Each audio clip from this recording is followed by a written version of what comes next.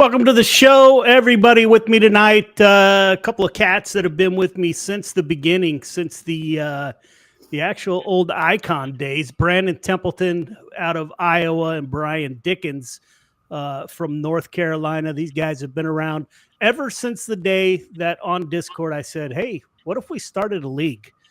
And lo and behold, here we are. We just wrapped up. I don't even know, fellas, what season it is. I just sent out the last payment this morning. So the season is now a wrap, and maybe it's time to talk about it. We've had some conversations internally. Those of you out there, Brandon and Brian, they don't run with us all the time, but they are behind the scenes. Brandon's doing a lot of IT work, and when we have reviews, these two cats come in and help me make those decisions because I'm too soft on everybody. So I need some hard asses, and these are the guys. So, yeah, kind of a mixed bag this season. We've talked about it a little bit, right? I thought we were in the sweet spot when we were running season after season after season. We had some really good racing. Somehow that kind of left us this year, and I'm not real sure why that left us. I actually tuned into a lot of iRacing leagues out there that are running. They don't seem to have the same problems. You can't convince me that we don't have the same quality of drivers. Yeah, just wasn't real pleased. What are your thoughts? For one thing, it was really... Go ahead, Brian. Go ahead, BT. For one thing, it was really competitive this year. I mean, you absolutely had to be on your game lap after lap. It was, you go back to like running qualifying laps. If you let off a little bit for someone ahead of you, you were getting steamrolled by 2 or 3 people. And when that happens, it's not really the product of, sometimes it's the product of the track, sometimes it's the drivers. But for the most part, everyone was just so keyed in on their game. There wasn't a ton of mistakes. And if there was a mistake, they were racing so close and so hard for every position, little tiny mistakes would just culminate into wrecks, and so I think that happened a number of times, and then it kind of snowballs because, obviously cautions breed cautions, but we'll see what Brian thinks. Yeah, I agree, Brian. I think everybody in the league is just as aggressive as I am, so that's the major problem. Yeah. So those of you out there that don't know, so the first guy I invited onto when I decided I wanted to come up with a team, I had the blessings of Icon Sim Sports, and Brandon was the first guy I sent a message to. And then I contacted BT one day and I said, hey man, what do you think about this guy Brian Dickens? And BT said, the guy, he's fast, the guy can drive. And I said, BT, man, he just pisses me off so much. I try to talk to him when we get in a wreck. He won't talk to me. And I said, you know what, man, we need a guy like that. So on the scene came Brian Dickens. And come to find out, man, the reason why he didn't talk to me is he will not have his microphone on during official races back then. And so, yeah, I used to keep a list on my desk right next to me of the people who pissed me off in official racing just so I would know. And with the thought process, I was going to pay him back. Never did. But, yeah, that's how Brian came to be and has been a great addition to the team. Fellas, we're going on 3 years, I think. Is that accurate? I think we're going on our 4th. Is it our 4th year? Going on the 4th, yeah. And I was looking, I was talking. I don't think there is a day goes by somebody doesn't post something on Discord. Not a day. Good morning, whatever the case. That's insane, right? Yeah, it's definitely a family affair. Yeah. So, okay, Brian, what do you think? What do you think is driving this Friday Night Lights, man? I got to tell you, there were nights where I was like super uncomfortable, right? For some reason, I feel responsible when we're sitting here for 4 hours and it's just dragging on and on and on. And I want the pain to stop. I have a couple of ideas, but I wanted to hear what you guys thought first. That's a dang good question. I don't know how to solve that problem, honestly. What do you think, BT? I don't know. I mean, the whole idea of going to the live admin was to really clean things up and keep things clean and fair. And there's a lot of leagues that just leave it to the drivers or do a review or something, and sometimes they're as clean or just as clean.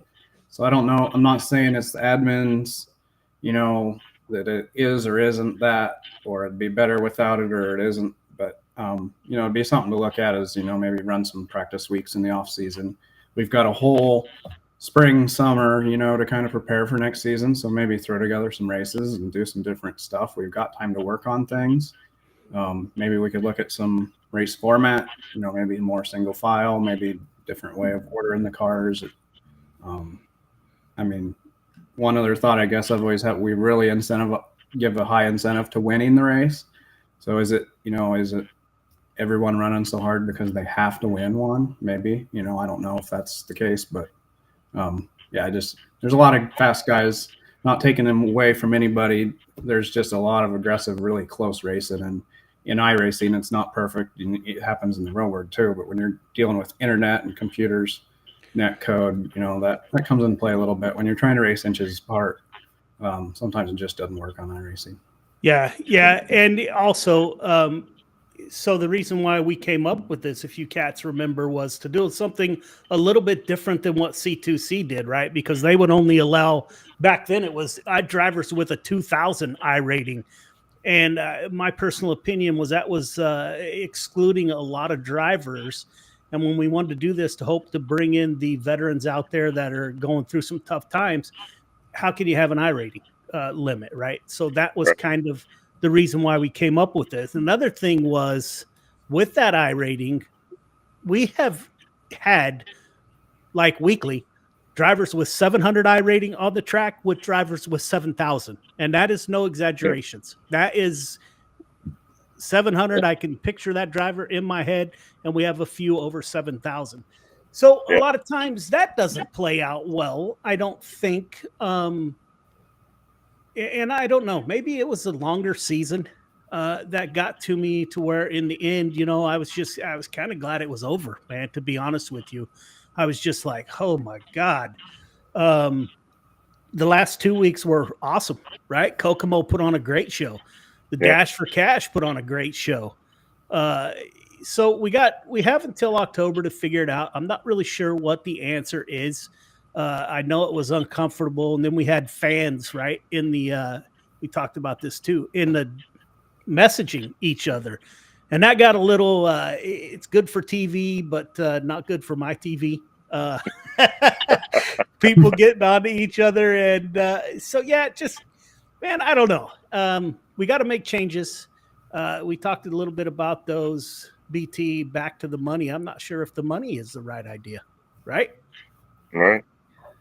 Yeah. I mean, more money kind of drives freaking aggressive driving. Do you guys agree? I do, but I think the driver is going to drive the same way no matter what. I think he's going to drive the same way if he's running for 500 or nothing. Yeah, maybe. That's a good point. Yeah, and we got all kind of ideas that we talked a little bit about feature. Well, first of all, the statement came out of my mouth. Are we even going to do this next year? Right. Right. I was talking on the broadcast last week. I haven't missed a Friday night when we've had a league ever. Not once. Zero. And when we were doing it year round, every freaking Friday night was behind a microphone and sitting here for this, right? This was a little bit different. Yeah, we had a little bit of a break this time. But it gets long. But we do have some ideas. I discussed it with you guys about maybe some feature win stuff. We're going to pay out. Maybe we pay out $15 per feature win. That doesn't help BT in what you were saying about these guys freaking wanting to just run for money, right? Yeah, I'm not sure what that answer is. So if we went with feature wins, and then also had the biggest mover of the race. Instead of $10 for QuickTime, you do $5 for the biggest mover and $5 for QuickTime, maybe something like that. Yeah, Then in I the like end, that idea. then in the end, I think Michael, the Carters won. I sent them out damn near $500 on Saturday morning. So they won the majority, right? So I think I was going to pull up that website. I think they had combined maybe 8 wins, right? So Right. if that's the case, you take 15 times 8. BT, what's the math? What's that? 15. 15 times 8. Go. 120. I have no idea. What is it, Brian?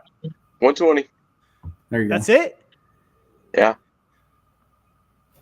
So 15 times 8 is 120. So in the end, you take that money and say, all right, winning drivers, do you want to buy your way into the Dash for Cash? Or do you want to take that money and not run in the Dash for Cash, right? So I'm thinking those drivers that win quite a bit, they may take the weekly cash, which will open up the Dash for Cash for more drivers. So, I don't know, man. I have so many crazy-ass ideas in my head. None of them fix the caution problem, unfortunately. And I don't know. Yeah, I don't know. We talked about inviting drivers, right? Be very selective, like a lot of these leagues. That's what they do different. They're very selective in who they let run. But then that goes against the veteran strategy that we started this for, to get veterans in here to run. So, yeah, I don't know what that number is or what the solution is. And I definitely thought the live admin would definitely fix it, but I don't think it's helped it at all. Yeah, I agree. Right, I agree. And the numbers, you can just go back and count cautions. The numbers support that. And then I thought maybe a hybrid. Maybe we don't admin heat races and let iRacing handle heat races, and we only live admin the feature. I don't know. I don't know what that answer is, fellas. I like that thought. Let the consi and the heats run under iRacing. No pissing and moaning. If you got a protest, then we found the protest works. BT, we've never used the protest form before, and we used it this year. Sure. So yeah, maybe we try something like that. So we let iRacing run the heats and consies, and we bring in live admin for the feature. I don't know. We got a lot to talk about between now and October. But congratulations out there. We're going to have Michael Carter on the show. Michael Carter took home the overall championship. Caden Berry finished second. Billy Roberts, surprisingly enough, had a great run at Kokomo, great run during the Dash, finished up third. He came on really strong at the end of the season. He started stringing together a lot of good finishes. And you know what, man? He attributed it to practice and talking to a more experienced driver that helped him out on how to get around the track and do different things, right? And I always think, bullshit. You don't really need more practice. If you can drive, you can drive whatever, right? It's that racecraft. Yeah, you look at the Carters for one, right? They won the majority of the races, hands down. Yeah. Anytime I was looking for the Carters, they're practicing on iRacing, right? Seat time is huge. Holy smokes, those guys. I went in, I was worried, I wasn't worried. I was just kind of, I wonder how they'll do in sprint cars since they don't typically run sprint cars. So before the Dash, I went on to, I always try out the broadcast equipment beforehand. So I went on, I looked for a hosted session. And I found one that was hosted by them in sprint cars. So I just logged in to take a peek, and top of the board in sprint cars. Braden Carter won the sprint car race, and Michael Carter finished third. So, yeah, it's insane, man. Yeah, they put in the time, and it makes a huge difference. I mean, you're just so much more comfortable. You run the track in different conditions. You're hitting your marks with muscle memory. You're not reacting to the car, which is probably more difficult on a sim than real life, because you're not feeling it. So yeah, you get that muscle memory and get your timing down. You can hit your marks more times than days that aren't. So those cats, they won the majority in sprint cars. Gavin Chatham actually did really well. He'd had 3 wins, but other than that, it was Wyobe and Matt Grimm. So we had like only a handful of cars win races, which I was kind of surprised. I thought it would be a little bit more spread out, but it wasn't. So yeah. I don't know if we want to fix that though either. I don't know how you always want to have that guy that people are gunning for, I suppose. Yeah, absolutely. But yeah, you don't want them running away with it either. So we got some work to do, fellas, in the off season to figure out what exactly it is we want to do. Do we get a meeting with Jay again to see if we want to do this one more time? Yeah, I don't know. The real race season will tell the tale if I have the energy come October to fire this back up and, sit here every Friday night. The comments, we did not go a week without 100+ comments from the fans. And we've never had that, man. Never. Yeah, this was the first year that every week it was over 100 comments, man. There's a lot of followers on the drivers that run Friday Night Lights. They had, multiple people following them and commenting and watching and cheering for them. And so that's a little bit different than a lot of leagues I've been part of. Usually it's guys are out there kind of lone wolfing it or with their buddies out there racing. And there was a lot of family involved, so that's cool to see. Maybe that's something we're onto that's, worth keeping around. I don't know. Yeah, right. And that goes back to I'm a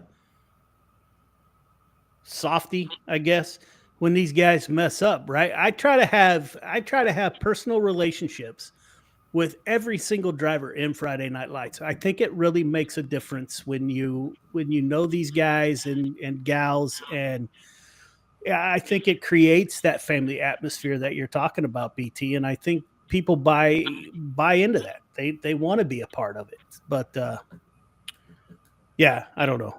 I need one of you guys to be the hammer, though. Who's that going to be? He's the hammer. So that's Friday Night Lights. Congratulations, Michael Carter. We're going to get you on the podcast here coming up. You and Braden and maybe your dad, Randy Carter, who sponsored us. We'll get you guys on an upcoming podcast. Another thing that I wanted to talk about was this week was Daytona, right?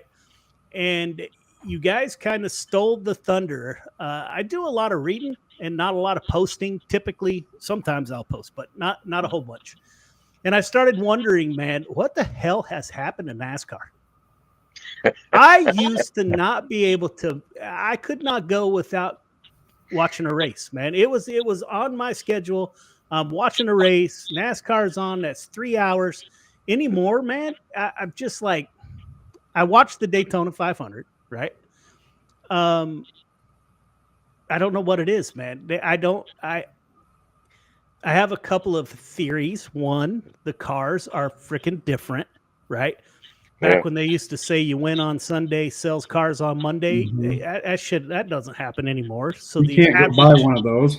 Yeah, absolutely, right? And you see them take one freaking lug nut off instead of 5, and it just gets kind of different, I think. I think they're moving away from center a little bit. Another thing was Brian, who's that cat in Texas, that podcast, who had the argument about our NASCAR, the best drivers in the world. You sent it to us, or you put it on Discord. Oh my gosh. Chaz. I think that guy was spot on, man. I think when teams used to have their own sponsors, right? And I'm going out looking for drivers, and I'm going to go to the best driver, right? I'm going to go, hey, Brian, you're winning everything. Come drive for Halter Racing, or BT, come drive for Halter Racing. When these guys are bringing their own money, that's shitty, man. Now you got dad buying his son's way into NASCAR. I just don't. I don't dig it, man. It's almost now like those guys are leasing NASCARs. It is. Even the established drivers are moving teams based on who's paying what or willing to do something, and so it controls more than even just the guys getting into the sport. It's everything. You have to have money to show up and be there. I mean, there's a percentage there, but the percentage is low now of the guys that actually earned their way in and didn't have to bring money. But I'd say the majority have brought the money. Yeah, and I freaking hate that, right? And now being in small time, I get it, real racing, but those guys that have all the money, man, what a bunch of assholes. Yeah. A lot of them aren't down to earth guys. Back in the day, the late 80s, early 90s, were they assholes? Yeah, probably. But you know what, man? They were also good dudes that you could relate with. So there were more blue collar guys. Yeah, absolutely. Right. It's hard to find a blue collar guy in that pit right now. Yeah, I actually watched what's that NASCAR thing on Netflix? Full Speed or something. Yeah, something I like watched that. some of it. Yeah, and I was like, okay, maybe they are regular dudes, but now it's like, I look at them. I don't mind F1, right? F1's pretty cool, but they're like F1 drivers, man, in their press suits and their prim and proper and huge houses. Yeah, I don't know, man. I felt the same way when I started watching it. Yeah, I saw the comments in Discord and I thought, you know what? I'm not going to comment. I'm going to hold this right here and we're going to have this comment on the podcast because BT, I'm with you. I would not miss a NASCAR race from late 80s. I went to Germany in 94th or 96 through 2000, so I missed that. But even when I came back in 2000, I was still every race, man. I had to watch it. I was a season ticket holder at Kansas Speedway when it was built for quite a few years, almost a decade, and I haven't watched a NASCAR race completely for a couple of years. And for me personally, I think a little bit of it is the cars, and it's not. I feel like it's not in the driver's hands at so many of the tracks they race at. So much of it is the car and the engineering and the aero that has gone into it and the week leading up to it. Kind of like IndyCar has always been. It's really Marvel engineering, and NASCAR seems like it's getting to be that way, where it's certain teams or super teams and dominant, and you can still lease their equipment, but are you really getting the good stuff that we're running? It's like, who knows? But it's just, I wish they'd go back to short track. But at the same time, I have a problem identifying with most of the drivers now, where used to be, guys would be around for 30 years driving, and they build a reputation, they build a fan base. And the personalities were a huge part of NASCAR. And I couldn't tell you much about the personalities of most of the guys today, just because I don't follow a lot of the 24/7, the new NASCAR news and stuff. And I'm sure there's still all that out there, but unless you're really digging into it, they're not very good at promoting the personalities, I feel like. Yeah, but do you want to promote? And this is nothing against those young kids out there that race with us. You really want to hang your company's hat on a 16, 17, 18-year-old kid who hasn't made their mistakes yet, right? They're coming. Everybody goes through that. So now you got these companies tying their tag to kids who make mistakes, man. That's all. This brought back I have a couple of points, Brian. You also brought up, or somebody brought up in Discord, about this modified team that wants that 8-year-old kid to drive a full-size modified, right? Yeah. And so this goes along with that, because story time, right? When I was in the military, we took an F-16 fighter squadron TDY to Turkey. And I was the first sergeant at the time who advises the commander on discipline of troops and blah, blah, blah, blah, blah. Typically not officers, but in this case, it was a little bit different. We had a pilot in an F-16, which is a single engine jet, that had some mechanical issues on the other side of the mountains. Don't know what mountains they were. He decided to fly that jet all the way back to Incirlik, right? Which it was not the best move, from what I understand. Not a pilot, but so the commander asked for my input, and what should I do? And we went into, well, what's his history, and where's he from, and how is he as a person, and blah blah blah blah blah. And he said, well, the brain isn't even fully developed until age 26. And I thought, huh? That's kind of strange, right? So I started doing some actual research on brain development. And until you're 25 or 26 years old, the last part of the brain that actually forms is the frontal cortex. And that's what ties emotions into actions, it's what ties everything together, right? And that's what happens last. And that doesn't happen until you're 25. So to the kid that's 8 years old, going to be in a modified, in our dwarf cars, they want to open it up soon. It hasn't happened yet. There's one kid that runs that's 12 years old, but they're going to lower the age in a dwarf car to these kids that are 12 years old. Are they good? Maybe. Do they have the ability to reason? Do I want to race against somebody who doesn't have to fix their car or doesn't have the actual ability to make a decision whether I'm going to throw a slider or how I'm going to race? And it's nothing against them. It is scientific fact that the brain does not develop until 25. And yet we're putting kids in cars younger and younger. And that 8-year-old Brian that you posted, that's insane, bro.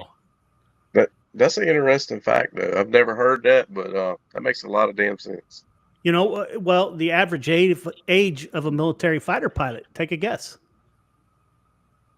Take a guess. You'd be surprised. I was. I will say 28. Average age of a military pilot is 40 years old. 40. Wow. 40 years old. Absolutely. Never would have thought that. Does the government, and it was just one study, so there's probably other studies that I'd have to look into. So does the government onto something that we don't know? Is it, yeah, it's a hell of a lot more important who you put in a F-22 fighter jet than who you put in a modified, but is it really? I don't know, man. So, well, you have to make a lot of split decisions. So you definitely have to have somebody that is very good at that and not going to just do some crazy shit. Right. And if it's indeed true about the frontal cortex, that puts all that together, that you can think ahead of, if I do this, this is going to be the outcome. It makes sense. If you don't have that I'm going to send it and don't know what the outcome is going to be, but we'll find that out later. That could be dangerous, man. I think absolutely could be dangerous. I tell you, they put 12-year-olds on the track. Well, let me be careful because we did have one at the Nationals. I'm done. You know, I worked too hard to be fixing a car for somebody that doesn't have to even worry about, or maybe have the capacity to think through those decisions behind the wheel, the split-second decisions. So, right. Yeah, thought that was interesting, man. And I saved that from many, many years ago when that commander said, well, you know, the brain doesn't develop until you're 26, he said. And I thought, holy cow. So found that very interesting. If the military takes that into account for pilots when it comes to punishment decisions, I know we don't take that into account for the enlisted guys. Be like, hey, man, sorry, pal. But yeah, I found that interesting, along with that post about the 8-year-old, which I didn't comment on either. So, well, let's go back to our NASCAR in the mid 80s, 90s, and everything. We didn't have these 22 years old. They were probably an average of 30 back then. Yeah. And, you know, funny you should mention that. I actually went back and looked. There's a graph that I found that has average age of NASCAR driver, and it has gone off a cliff on the average age. And that's when I can't remember, a couple of cats retired one year not long ago. Carl Edwards and Kenseth. I mean, some of those guys weren't really that old. You know, compared to like Mark Martin and those guys that stuck around forever. Yeah. And I think it's crazy, right? So you got younger kids, right? If you use the 26 theory, my thought is it can't be true, right? Because the Hendricks and the Joe Gibbs and these big teams, they got to know that, man. If it is true, right? They got to know that. And those kids do have a lot of experience in those situations. I think growing up, nowadays they get put in. Some of those kids are probably racing, year round. Who knows how many different divisions they've been in or seasons they've been racing by then. That could be more than you'd think. Yeah, and I never thought about that, BT. Do you really need to know the be able to tie the action and the consequence if you're, hey, I have muscle memory of when this happened one time before that it didn't play out well. I never thought about that part of it. Hey, yeah, I've been in this situation. I know, what worked and what didn't. I don't need to put together the consequences, right? I know it hurt. So, interesting conversation. But the race was, race was just okay. I am a William Byron. I won't say quite a fan, but Jeff Gordon in the past. So, I think he flat out wrecked them some bitches and won the race. But if that was in iRacing, my phone would have been blowing up. If it was Friday Night Lights, it'd been like, no man, he wrecked me to win. And I thought, oh geez, oh Pete, yeah. Maybe that needs to be a segment on the podcast. Is next week is bring up some NASCAR wrecks and put Clayton on the horn and say, hey, make the call, buddy. Yeah. Hey, you got like 2 seconds. I need an answer now, right? Because you guys, I'm on him pretty hard. I'm like, hey, that's a tough job. We got to keep this show going. He's like, Yeah. well, just one more. No, make the call now, right? And we actually had a controversy at the end of Friday Night Lights, Caden Berry and Matt Grimm, and I thought it was contact. We got a second look from a blimp view that it was indeed netcode, right? And what I'm telling Clayton, let's go, make the call, move on. We got to go. And he's making the best call that he can. And it was worse this year than ever. That's another part that made this not that enjoyable in the end. I was kind of glad it was over, but yeah, I don't know. We'll find an answer. Even if we do this again or not, I'm not sure. Not sure what we'll do, but we'll come up with something if we decide to do it again, right? I don't think we can shut it down now. I got to tell you guys, there was days I would sit here pre-broadcast and watch the cars enter the race and just pray that it stopped at like 16 or 20. Come on, man. No more cars. Fellas, do you remember when we started? We couldn't get 12 cars and we couldn't get like 5 people to watch. And now I'm like, oh, no more. Come on, no more. Ah, damn it. Now we got to send people home. That's a damn good problem to have, though. It is, man. It is. And it's just, it's me being spoiled. But I also don't like the people watching to sit here for hours on hours on hours cautions, right? And we're representing the dirt track bank. That means a ton to me. We're representing Mission 22. Yeah, I want to do those people proud. So, I kind of feel responsible since 100%. Oh, wait. It's BT's fault. He's the one that found a dirt track bank, so I don't have to worry about it. They existed before I existed. All right, so what's going on, fellas, in the real world? Anything going on this week in your neck of the woods? Of course, got to go down to a kart race this weekend, Saturday. Weather looks man. Hey, talk about that a little bit, because I know you and I have talked, man, and the money that you're talking these carts bring in, bro, you don't have that in California. I'll guarantee you that. No, the Southeast is made of money kart racing. I mean, just like this weekend, our team has a chance to win an additional $2,000 over what we win just for a bonus this weekend. And what is it on dirt? Yeah. Oh yeah. Dirt oval. So what's the payout? I haven't really looked at it, but I'm going to say that there'll probably be a few classes that pay $5,000 each. And there'll be quite a few 3000s and 2000s in that mix as well. How far do they pay down in the deal, or is it like winner take? About fifth. Really? Yeah. Yeah, they had the first kart race. Yeah, outlaw karts here. That's where Kyle Larson cut his teeth, and Brad Sweet and Logan Seavey and all those cats. And it was 10,000 to win, I want to say. And it was in Reno, and that was the biggest one out this way that I've heard of.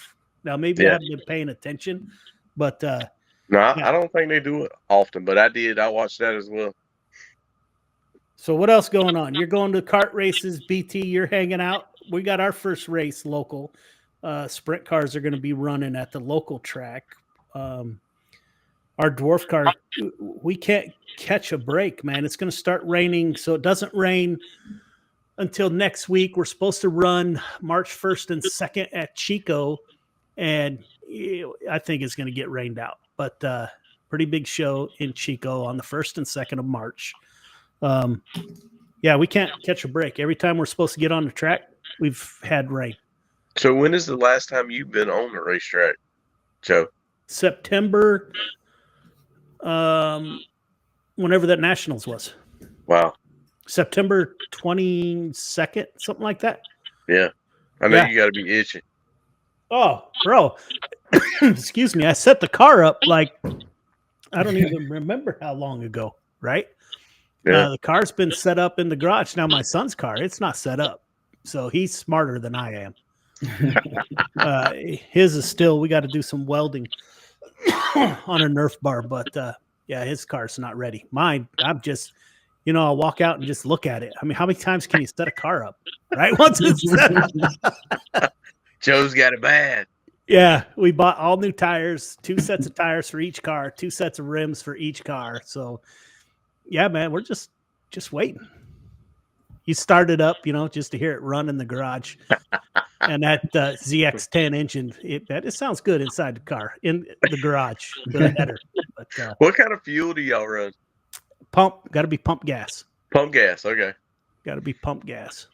Yeah, they got it pretty regulated, man. Those cars are rougher than hell with 7-inch wide tires and 200 horsepower motors, So they're a handful. I'd love to get, and I still think, man, I don't know why, guys. Call me whatever. I'm going to get in something else. I don't know how. Can't afford it, right? I'm coming out of my pocket for all this stuff so far, but there's going to be something else. I don't know if it's a midget or they have a thing called a lightning sprint here too. Yeah. Which is 1,000 cc, same motors that we run. Right. So, I don't know. I have a feeling I'm going to be in a big race. I just don't know which one. Hopefully it's not the race to the grave, but we'll see. I heard that. All right, so that's it, man. That's it for we got High Limit running in Georgia. So High Limit and the Lucas Oil cars are running together, which I find first time. I find kind of interesting, right? Because you have the World of Outlaws and the World of Outlaws late models. Right. So kind of makes me scratch my head a little bit and go, are we seeing a future partnership here between Lucas Oil and the High Limit crew? So I think that's something to keep an eye on. That'd be interesting. Definitely. I mean, and that would be an awesome show to go see. That would be great. Yeah. We run with those cats. We run with High Limit twice this year.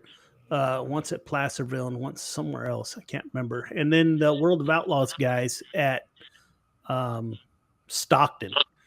And, that's really cool to be in the pits, but you're so damn busy working on your car that you don't have time to really look around. And you're like a fighter pilot on alert, right? Because you're like filling in whenever they can't do something, they're like, hey, get them scabs out here. Yeah. And it's like, hey, get in your car, man. And your assholes and elbows climbing in a car and trying to get out there. And it's kind of comical, but it's cool to see them all for sure. Brad Sweet, actually, we were the first ones to the track at Chico last year. Brad Sweet on a 4-wheeler actually met us because he's part of promoter of that track, him and Kyle, and led us to our parking spot. Hey, you park right here, just regular dude in freaking jeans, and it was really cool. Yeah, it's really cool. Oh, All right, yeah. fellas, we'll wrap it up. Ladies and gentlemen, thank you very much for tuning in. I thought I could not start a podcast. Well, number one, I can't believe we're doing a podcast, but that's a story for another day. But had to start it with a couple of the guys that have been with me from the beginning since the first day of the race team, the first day of Friday Night Lights. Again, great shout out to all the fans out there. Although I complain about it, it was a great Friday Night Lights season. The participation from you guys out there, sending in questions and sending us message afterwards, absolutely fabulous. Greatly appreciated. I'm not sure when the next podcast is going to be. The plan is now we're going to record probably on Wednesday and send them out Friday, same times as 6 o'clock Friday nights, but we'll see how that plays out. But thank you for tuning in. Leave us comments if you're doing something that you'd like, or if we're not doing something that you would like to see. Leave us a comment, and we'll see if we can't include that. And until next time, ladies and gentlemen, we'll see you.